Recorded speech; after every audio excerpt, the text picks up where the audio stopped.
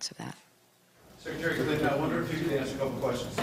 One would be, were you aware that, thank you, were you aware that your husband wanted to give paid speeches to repressive regimes like North Korea? Do you have any comment on these new emails that have raised questions about conflict of interest involving your aide, Huma Abedin? And finally, I wonder if you said there's nothing unique about this situation. You've said that before. Can you name one other cabinet secretary who had their own server?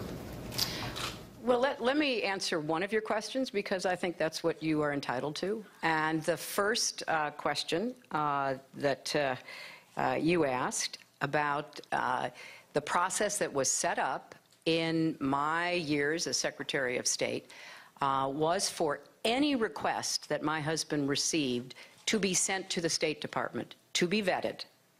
So it didn't matter where it was coming from, it was going to go to the State Department. And there were some unusual requests, but they all went through the process to try to make sure that the State Department conducted its independent review. He did neither of those speeches. But Ed, I will say this.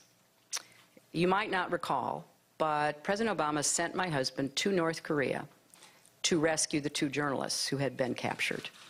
This was after a painstaking negotiation to try to convince the North Korean leader to release these 2 young women. And every offer we made, every diplomatic overture we made was rebuffed. And then finally, and we offered many people to go. We said, what about this person? What about that person? All of them were rebuffed. And then finally the North Koreans came back and said, if Bill Clinton comes, we will give him the 2 journalists. We thought about it. Obviously, the President and I and others analyzed it. We wanted those young women home, and we said, okay. I tell you that because that was a successful mission that accomplished its purpose. Now, I think it's beyond unlikely that the State Department, not involving me, but that the State Department would say, you know, we think it's a good idea for you to go back and see what more you can find out, see what you can pick up.